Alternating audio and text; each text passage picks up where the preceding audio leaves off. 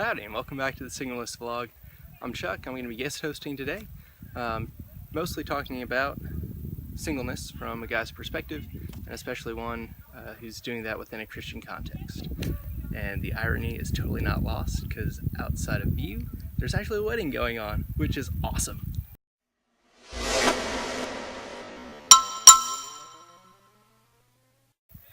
So whenever I end up telling people that I'm single and not pursuing marriage, I'm met with a couple common responses. One of them is kind of this, good for you, no reason to chain yourself down, go ahead and live free, there's no rush. There's others that immediately turn to, someday you're going to find that perfect lady who's going to change that. You also just have others that just turn to, oh, so you must be gay, or are you one of those like asexual people then? And also end up with, more of this, I really wish the boys of your generation would just grow up and finally, commit to a wife and, have kids, start their families and raise the next generation right.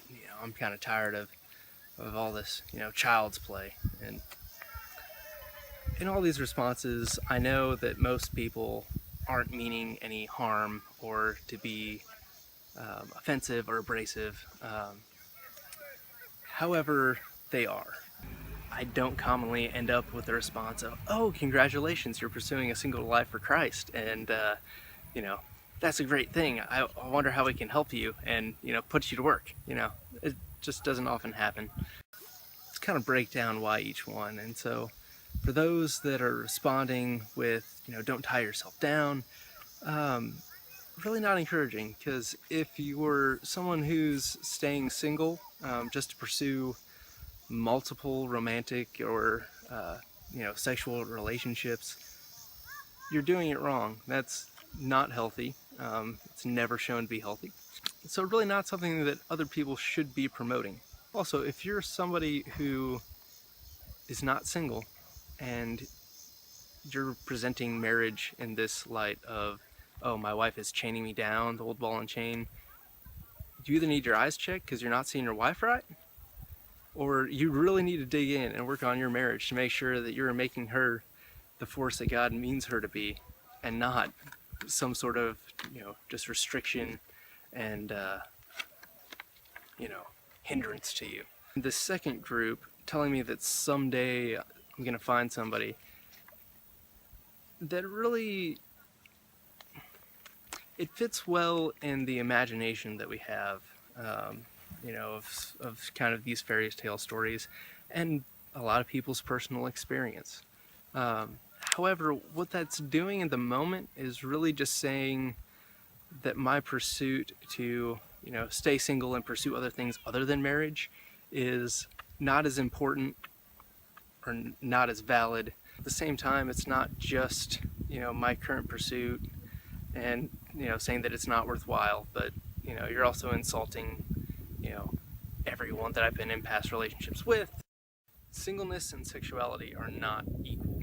You have sexuality, and that's based off of your attractions, your desires, and then you have your relationship status, which is really what you're doing about that. So it is very much possible to be single and very heterosexual. I guess one of the quicker analogies that I can use is simply